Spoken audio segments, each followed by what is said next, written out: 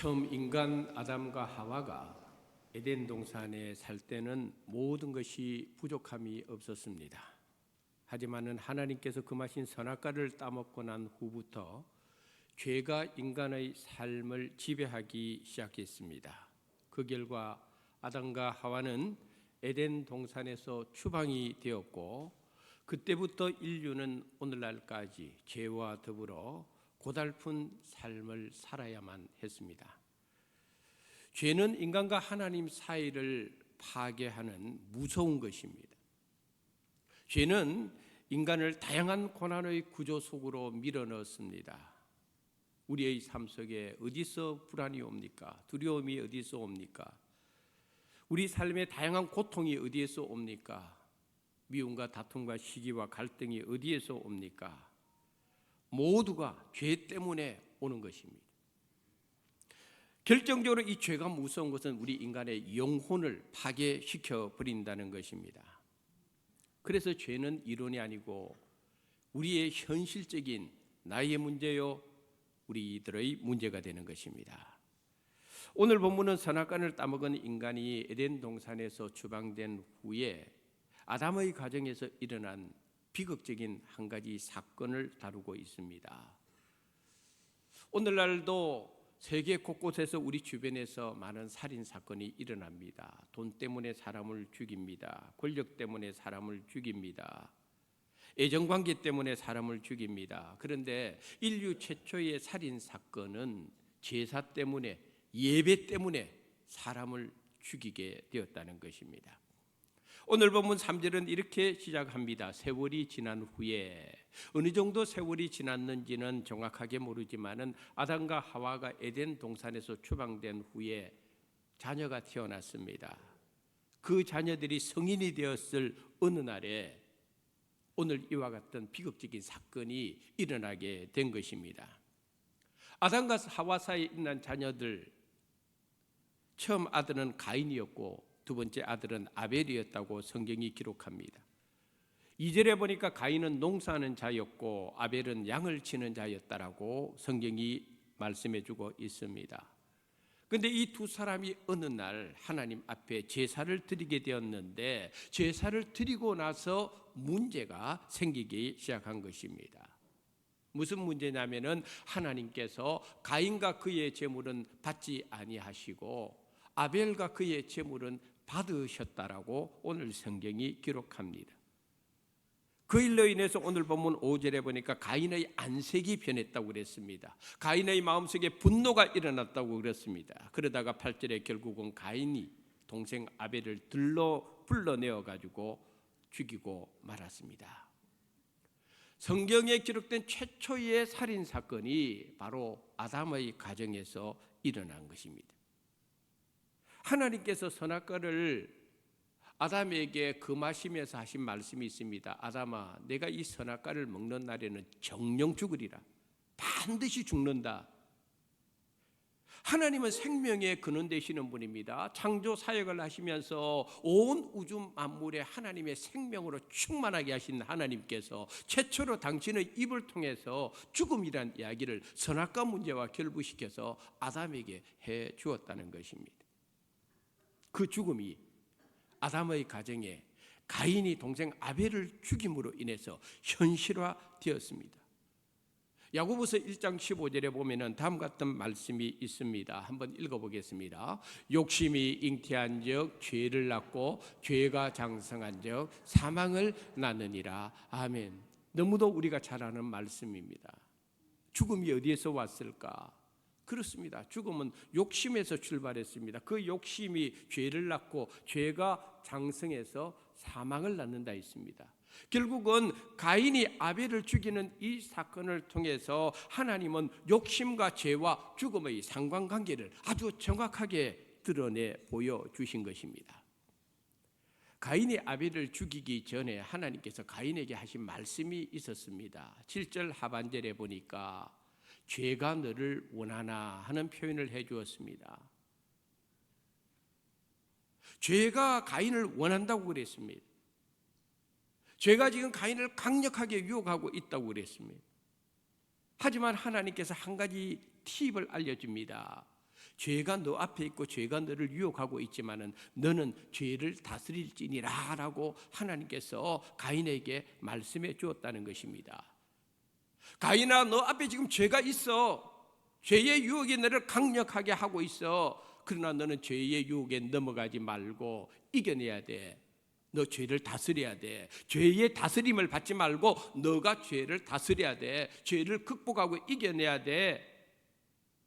하나님은 이런 경고를 가인에게 해주었습니다마는 가인은 그것을 듣지 않았습니다. 결국은 가인이 아벨을 죽였습니다. 우리가 세상을 살아가다 보면 죄의 다스림을 받는 사람이 있고 죄를 다스리는 사람이 있습니다. 죄의 다스림을 받는 사람은 늘 죄의 유혹에 이끌려서 거기에 묻혀서 살아갑니다. 그러나 죄를 다스릴 수 있는 사람은요, 그 유혹이 오더라도 이겨낼 수가 있습니다. 하나님은 가인에게 너는 죄의 다스림을 받는 사람이 아니고 죄를 다스리는 사람이 되라. 지금 너 앞에 죄가 문 앞에 놓여 있어. 내 눈앞에 있어. 그러나 그 죄의 유혹에 넘어가서는 안 돼. 하나님께서 가인에게 하신 이 말씀은 사순절을 보내는 오늘 우리들을 향한 하나님의 음성이 되어야 되겠습니다. 그러므로 사순절 세 번째 주일을 통하여 이 시간 함께 은혜를 나누고자 하는 제목은 너는 죄를 다스릴지니라 입니다. 앞에서도 말씀드린 대로 이 비극적인 인류 최초의 살인 사건의 시발점은 다른 데 있지 않고 하나님께 제사 드리는 것에서 출발했습니다. 이 제사가 오늘의 개념으로 예배가 되는 것입니다. 예배 드리고 나서 죽여버린 것입니다.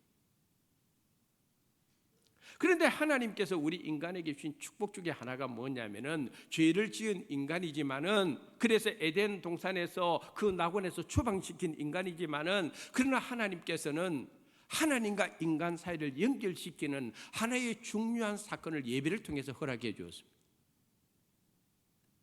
그러므로 예배를 드릴 수 있다는 것은 죄로 타락한 인간이 거룩한 하나님을 만날 수 있는 시간입니다. 이거는 하나님께서 우리 인간에게, 타락한 인간에게 주신 하나님의 큰 축복이었습니다. 그러므로 오늘도 우리가 하나님 앞에 예배 자리에 나왔는데 예배를 드릴 때마다 하나님이 우리에게 주시는 영적인 사인이 있습니다. 이 예배를 통하여 내가 너를 만난다. 할렐루야. 예배를 통하여 하나님이 만날 수 있는 길을 열어주신 것입니다. 예배를 통하여 하나님과 죄인된 인간이 단절이 되지 않았다는 걸 하나님께서 예배를 통하여 인간에게 가르쳐 주었습니다. 그래서 우리 성도님들은 하나님 앞에 나올 때마다 이 예배의 은혜가 얼마나 큰가를 기억하고 나와야 됩니다. 나 같은 사람이 세상 가운데서 방황하다가 그래도 하나님께서 은혜를 베풀어 주셔서 하나님과 나와의 관계를 단절시켜버리지 아니하시고 예배를 통하여 만나주시고 예배를 통하여 우리에게 임재해 주시는 그 하나님의 은혜가 이 예배 가운데 있다는 걸 생각하면은 우리 성도님들은 예배 자리에 나올 때마다 하나님 은혜 감사합니다. 할렐루야. 또 하나님 앞에 나올 때마다 하나님 이 예배 가운데 임재하여 주셔서 나에게 은혜를 베풀어 주시옵소서. 예배에 나올 때마다 우리 성도님들 은혜는요 무조건 받아야 되는 거예요. 은혜는 무조건 사모해야 되는 거예요. 왜냐하면은 우리는 이 예배를 드리고 나서 다 세상 가운데로 흩어져 나가야 됩니다. 세상이 얼마나 험악합니까? 세상이 얼마나 악합니까? 세상에 얼마나 유혹들이 많이 있습니까? 그래서 제가 우리 성도님들에게 여러 차례 강조한 것은 예배에 승리한 사람만이 세상에 나가서 승리할 수 있다는 거예요. 예배에 실패하면요 세상에 나가서 이길 수 있는 힘을 얻을 수가 없어요. 오늘 우리의 자녀들이 예배를 소홀히 하고 학교 가서 성적 올릴 생각만 하고 예배 시간에 학원으로 보내가지고 성적 올라가면 그거 좋다고 하는 부모는요 잘못된 부모들이에요. 예배에 승리하고 예배에 생명을 거는 훈련을요 어릴 적부터 해줘야 되는 거예요. 그게 그 사람의 일생을 하나님께서 붙드는 영적인 힘이 거기에서 나오는 것입니다. 예배를 드리지 않는 사람의 특징이 있습니다. 예배를 드리지 않는 사람의 특징은 스스로 하나님과의 관계를 끊는 사람입니다. 스스로 하나님과의 관계를 단절시키는 사람입니다. 스스로 하나님께서 예배라고 하는 큰 은혜를 주셨는데 그걸 거부하는 것은 하나님의 은혜를 거부한 거나 마찬가지입니다. 하나님과의 관계가 단절된 사람은요, 다른 것을 예배하기 시작합니다. 돈을 예배하기 시작하고요, 세상의 어떤 것을 쫓아다니면서 그것을 예배하기 시작하고요, 자기 자신을 믿고 자기 자신을 예배하는 어리석은 일들을 범하게 됩니다. 하나님을 예배하지 않는 자의 특징이 바로 거기에 있습니다. 그래서 사도 바울이 로마서 1장 21절부터 23절에 보면은 이와 같은 말씀을 해 주었습니다. 한번 읽어보겠습니다. 하나님을 알되 하나님을 영화롭게도 아니하며 감사하지도 아니하고 오히려 그 생각이 허망하여지며 미련한 마음이 어두워졌나니 스스로 지혜 있다 하나 어리석게 되어 썩어지지 아니하는 하나님의 영광을 썩어질 사람과 새와 짐승과 기어다니는 동물 모양의 우상으로 바꾸었느니라. 아멘. 하나님을 예배하지 않는 사람들은 엉뚱한 데가 있는 거예요. 영화로운 하나님의 그 영광, 썩지 않은 영광을 엉뚱한 썩어 없어질 것에 관심을 두고 그것을 섬기게 되어 있는 것입니다. 얼마나 안타까운 일인지 모릅니다. 우리 수완교회 살아계신 하나님께서 이 자리에 함께 해주시고 살아계신 하나님께 예배드림으로 말미암아 하나님이 찾으시는 예배자로 가득 차서 이 성전에 예배의 영광과 기쁨과 감격이 충만하시기를 주님의 이름으로 축복합니다. 그렇다면 왜 하나님께서 제사를 드렸는데 가인의 제사와 가인의 제물은 연락하지 아니하셨을까? 오늘 5절에 보면은 받지 아니하신지라 이런 표현이 있습니다. 받았다는 것은 히브리어로 샤라고 부릅니다. 근데 이 샤라는 뜻 속에는 뭐가 있는가 하면 본다는 뜻이 있어요. 본다. 하나님께서 예배를 드리는 자를 바라보신다는 거예요. 하나님의 임재가 있다는 이 예배는요, 우리 성도님들 한 사람 한 사람 하나님 다 지켜보고 계시는 거예요. 그런데 가인의 제물과 가인의 제사는 하나님이 받지 아니하셨다. 이것은 뭘 의미한가 하면 우리가 보통 이런 말 많이 합니다. 마음에 안 들 때는 거들떠보지도 않는다는 표현을 씁니다. 그렇지요? 하나님께서 가인이 제물을 가지고 제사를 드렸습니다마는 하나님은 가인은 거들떠보지 않았단 말이에요. 그러나 아벨의 제사는 하나님이 주목하여 보았다는 것입니다. 저는 어제 저녁에 설교 준비를 하면서 이게 참 무서운 이야기구나. 만약에 내가 하나님 앞에 예배 드리러 나왔는데 하나님께서 나의 예배에 대해서 거들떠보지도 않는다면 이 얼마나 비극적인 일일까? 이 얼마나 무서운 일일까? 하나님께 예배 드리러 나왔지만은 예배 자리에 있지만은 예배를 드린다고 해서 하나님께서 모든 사람의 예배를 다 받아주시면 얼마나 좋겠습니까? 그런데 가인의 경우처럼 그 사람 예배 자리에 있어도 예배 시간에 있어도 하나님께서 그 사람을 거들떠보지도 않는다면요, 이건 참 무서운 이야기 아니겠습니까? 그래서 우리가 하나님 앞에 예배 드릴 때에 영과 진리로 예배를 드려야 될 이유가 바로 여기에 있는 겁니다. 왜? 어떤 예배는 하나님께서 가인처럼 거들떠보지도 않는 예배가 있기 때문에 그렇습니다. 왜 하나님께서 가인이 제사를 드렸고 가인도 자기 나름대로 농사짓는 그것을 거두어 가지고 제물로 드렸는데 하나님이 왜 가인 것을 안 받아들였을까? 창세기 4장에는요 그 이유를 설명을 안 해주고 있어요. 왜 안 받았을까? 근데 이거 하나는 우리가 분명히 알아야 되겠습니다. 하나님이 안 받으실 때는 안 받으실 이유가 있기 때문에 안 받는 거예요. 하나님께서 아벨의 제사와 제물을 받을 때는요 그 많은 이유가 있기 때문에 하나님 받아주시는 거예요. 이거 하나는 확실합니다.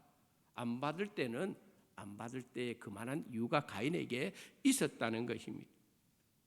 이 부분을 좀 더 보충해 주는 것이 히브리서 11장 믿음장에 나옵니다. 한번 11장 4절 있는 말씀 읽어보겠습니다.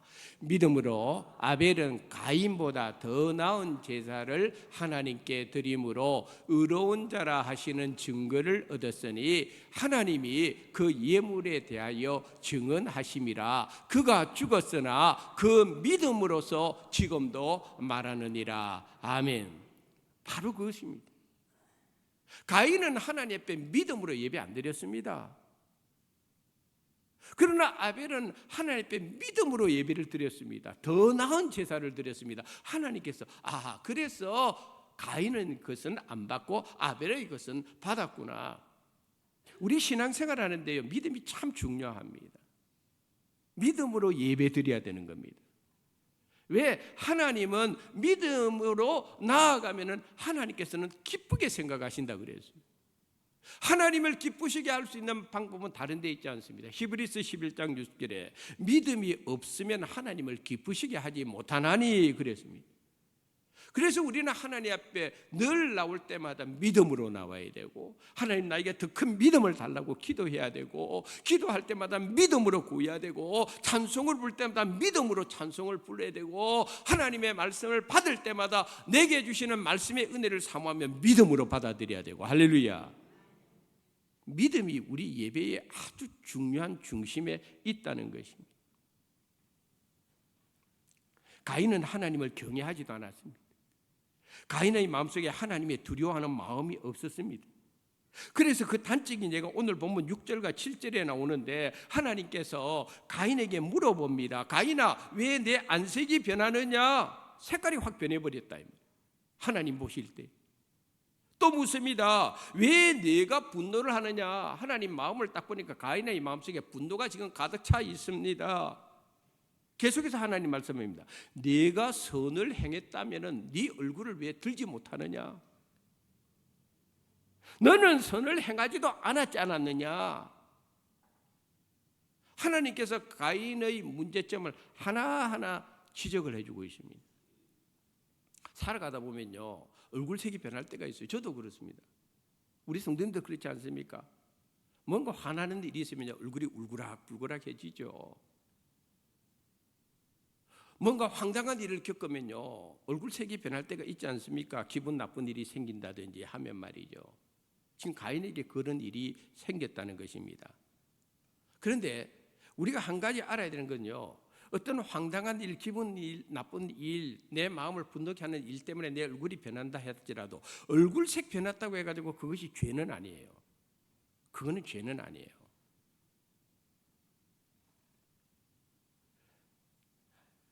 에베소서 4장 26절 27절에 보면 다음 같은 말씀이 있습니다. 한번 읽어보도록 하겠습니다. 분을 내어도 죄를 짓지 말며 해가 지도록 분을 품지 말고 마귀에게 틈을 주지 말라. 아멘. 분을 내어도 뭘 하지 말고 죄를 짓지 말라. 얼굴색이 변해도 죄를 짓지 말아라. 그러니까 색깔 변한다가 죄 짓는 단계는 아니에요. 그 다음에 행동이 이 사람이 죄를 지을 수 있는 단계까지 가는 것인지 안 가는 것인지 얼굴색만 보고는 사실 몰라요. 가인은 얼굴색이 변했어요. 그러나 아직은 동생을 죽이지는 않았어요. 그래서 하나님께서 가인에게 그걸 지적해 주는 거예요. 하나님께서 이렇게 가인의 마음 상태, 얼굴 상태를 세밀하게 지적해 주는 이유는 가인에게 회개할 기회를 주는 거예요. 회개할 기회. 너 더 이상 여기까지 해서 죄를 짓는 단계로 나아가면 안 돼. 그걸 하나님께서 가인에게 알려주신 거예요. 이건 가인을 향한 하나님의 은혜입니다. 그런데 가인은 그것을 받아들이지 않습니다. 결국은 동생을 들로 불러내어서 죽이고 말았습니다. 우리 인간사 모든 문제는요, 사실 처음부 다 알고 보면요, 영적인 문제입니다. 내하고 관계없는 것 같아요. 다 아닙니다. 교회 안에서 일어나는 많은 문제들 전부 다요, 영적인 문제입니다. 내하고 관계없는 것 같아요. 아닙니다. 영적인 건 다 연결되어 있는 겁니다. 그래서 교회가 영적으로 평안해야 되고, 할렐루야, 교회가 영적으로 강건해야 되는 이유는요, 범사 우리 성도님들의 삶 속에 여기 다 영향을 끼치기 때문에 그런 거예요. 오늘 우리 한국 사회를 보면은 마약하는 사람들이 굉장히 많아지지 않았습니까? 마약 사범들. 근데 사람들이 왜 마약을 할까요? 자신의 삶에 만족을 느낀다면 마약할 이유가 없겠죠. 자신의 삶이 행복하다면, 기쁨이 있다면, 소망이 있다면 마약할 이유가 없겠죠. 그런데 왜 마약을 합니까? 만족이 없기 때문에 그런 거죠. 내 삶에 기쁨이 없고 내 삶에 즐거움이 없고 소망이 없기 때문에 혹 마약을 하면은 그걸 내가 얻지 않을까 생각을 하기 때문에 마약을 하고 술에 취하고 쾌락을 추구하는 이유가 바로 거기에 있지 않습니까? 우리 인간이 그런 겁니다. 하나님이 내 마음을 지배하지 않으면요, 우리 인간은 허탈해질 수밖에 없는 거예요. 그러면은 하나님 아닌 것에 자꾸 소망을 두고 그걸 하면은 내 좀 채워지지 않을까, 만족이 있지 않을까, 내 좀 즐거워하지 않을까. 그래서 그런 길로 사람들이 빠지게 되어 있는 것입니다. 하나님은 우리 인간을 처음 만들 때 코에 생기를 불어넣었다고 그랬습니다. 코에 생기를 불어넣었다는 뜻은 뭐냐면 인간은 하나님하고 관계를 맺지 않으면 살 수 없는 존재라는 걸 가르쳐 주는 거예요. 우리 인간은요, 하나님 없이 살 수 없습니다. 우리는 그걸 알기 때문에 오늘 이 자리에 있는 겁니다. 할렐루야. 그런데 바깥에 나가보면요, 하나님 없이 사는 사람들이 얼마나 많습니까? 하나님을 마음에 두기를 싫어하는 사람이 얼마나 많습니까? 하나님 입에 말하기도 싫어하는 사람 얼마나 많습니까? 하나님 이름을 전하기 싫어하는 사람 얼마나 많습니까? 우리 주변에 얼마나 많습니까? 이게 우리 인간의 근원적인 죄로 인한 하나님과의 관계의 파괴였습니다. 단절이었습니다. 그러나 사도 바울은 우리들에게 증거하는 것이 있습니다. 육신의 생각은 사망이고 영의 생각은 생명과 평안이니라. 할렐루야. 우리는요, 육신의 생각을 가지고 살면 안 됩니다. 우리는 매일매일 영의 생각을 가지고 살아야 됩니다. 영의 생각을 가지는 사람은 생명이 있고 평안이 있다고 성경이 증거하고 있는 것입니다. 가인은 육신의 생각에 계속 사로잡혀 있는 사람입니다. 그래서 가인이 가지고 있는 이 죄의 특성은 죄가 얼마나 무서운 것인가, 죄가 얼마나 뻔뻔한 것인가를 우리들에게 적나라하게 보여주고 있습니다. 동생 아벨을 죽여놓고도 하나님께서 가인을 찾아와 가지고 이렇게 물었습니다. 가인아, 내 아우 아벨이 어디 있느냐? 근데 가인이 뭐라고 대답을 합니까? 내가 알지 못하나이다. 이렇게 대답합니다. 자기가 죽여놔놓고, 자기가 죽이기 위해서 동생을 불러내놔놓고, 죽이고 그 시체를 어디다 둔 것까지 가인이 다 알면서도 내가 알지 못하나이다. 내가 내 아우를 지키는 자입니까? 죄가 이만큼 무서운 것입니다. 뻔뻔스러운 것입니다. 그래서 하나님께서 가인에게 그 전에 경고를 한 것이 뭐냐면 죄가 문에 엎드려 있느니라, 죄가 너를 원하느니라 하는 예를 자꾸 하는 이유가 여기에 있는 겁니다. 죄가 이런 것입니다. 사랑하는 성도 여러분, 우리는요 살아가면서 여기저기 우리의 시선을 많이 돌리죠. 죄는요 우리를 24시간 1년 360을 우리를 항상 지켜봅니다. 죄는 그걸 알아야 됩니다. 죄가 우리 인생의 문 앞에 놓여 있습니다. 동서남북으로요. 우리는 오늘 주님 전에 나와 있지요. 십자가도 바라보지요. 또 나가 생활하다 보면 또 죄를 쳐다볼 때도 있지요. 근데 죄라고 하는 속성 자체는 항상 우리를 지켜보고 있습니다. 죄는 항상 우리를 넘어뜨릴 준비를 하고 있습니다. 죄가 그만큼 무서운 것입니다. 그 죄는 멀리 있지도 않아요. 내 옆에 있어요. 내 앞에 있어요. 내 뒤에 있어요. 내 가까이 있어요. 이 죄입니다. 그래서 사도 베드로는 이 죄가 우리 성도님들을 어떻게 유혹하느냐에 대해서 베드로전서 5장 8절에 이렇게 증거를 했습니다. 읽어보겠습니다. 근신하라, 깨어라, 너희 대적 마귀가 우는 사자같이 두루 다니며 삼킬 자를 찾나니. 아멘. 우는 사자처럼. 동물의 왕국 보세요. 사자나 호랑이나 맹수들이 먹잇감을 잡기 전까지 자기를 노출합니까? 안 합니다. 딱 숨어 있습니다. 웅크리고 있습니다. 결정적 기회를 기다리고 있습니다. 그러다가 결정적 기회가 오면 순식간에 낚아채지 않습니까? 베드로가 사탄이 그렇다는 것입니다. 사탄은 끊임없이 웅크리고 우리를 삼키려고, 넘어뜨리려고 항상 준비하고 있는 것이 사탄입니다. 그래서 베드로가 이 사탄의 유혹이, 이 사탄의 이 무서움을 알기 때문에 가르쳐주는 걸 근신하라는 겁니다. 근신하라는 것은 뭔가 하면 정신 차리라 이 말이에요. 사순절은요 죄의 유혹으로부터 우리가 정신 차리는 시간입니다. 이게 사순절입니다. 죄는 우리를 계속 노려보고 있는데요, 죄는 우리를 계속적으로 지켜보고 있는데요, 우리가 정신 차리지 않으면, 근신하지 않으면은 이겨낼 수 있는 재간이 없어요. 여기서 근신하라, 정신 차리라 하는 것을 NIV 영어 성경에 보면 be self-controlled 이렇게 되어 있습니다. 이걸 다스려야 된다는 거예요. 오늘 하나님께서 가인에게 한 말씀 그대로입니다. 죄를 다스릴 줄 알아야 된다는 거예요. 세상에 부자들이 있습니다만 그 부자를 크게 두 부류로 분류한다면요, 똑같은 부자라도 돈의 지배를 받아가지고 돈의 노예로 돈은 많지만 부자가 있고요, 돈의 지배를 받고 돈을 지배하는 부자가 있어요. 죄도 마찬가지입니다. 죄의 다스림을 받는 자가 있고요, 죄를 다스리고 이겨낼 수 있는 사람이 있어요. 하나님은 우리에게 너희는 이 양자택일 중에 하나를 택해야 된다는 거예요. 너 죄의 다스림을 받을래? 아니면 네가 죄를 다스리가 이겨낼래? 오늘 가인에게 이것을 요구했는데 가인은 무너지고 말았습니다. 오늘 우리는 어떻게 해야 되겠습니까? 사도 바울은요, 이 창세기 4장에 있는 이 죄를 다스릴지니라 하는 이 말씀을요, 아주 오래 뒤에 로마서에서 이렇게 증거를 했습니다. 로마서 6장 12절 말씀 한번 읽어보겠습니다. 그러므로 너희는 죄가 너희 죽을 몸을 지배하지 못하게 하여 몸의 사욕에 순종하지 말고. 아멘. 우리 지금 현대 번역은 죄가 너희 죽을 몸을 지배하지 못하게 하여 이렇게 하지만 옛날 번역은 죄가 너희 죽을 몸을 다스리지 못하게 하라는, 똑같은 이야기를 오늘 하나님께서 하셨고 훗날 사도 바울이 해주었습니다. 그러면 우리가 죄를 어떻게 다스릴 수가 있을까요? 사도 바울이 이렇게 권면을 했습니다. 로마서 12장 2절에 있는 말씀 한번 읽어보도록 하겠습니다. 너희는 이 세대를 본받지 말고 오직 마음을 새롭게 함으로 변화를 받아 하나님의 선하시고 기뻐하시고 온전한 뜻이 무엇인지 분별하도록 하라. 아멘. 한번 따라합시다. 마음을 새롭게 함으로 변화를 받아. 그러면 우리가 마음을 새롭게 함으로 변화를 받으면은 어떻게 해야 될까요? 매일매일 우리가 성령 충만함을 기도해야 됩니다. 하나님, 오늘도 성령 충만하게 하여 주시옵소서. 성령이 나를 지배하여 주시옵소서.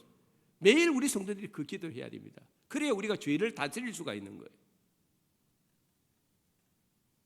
그뿐만 아니라 우리는 매일같이 예수님의 보혈의 능력을 사모해야 됩니다.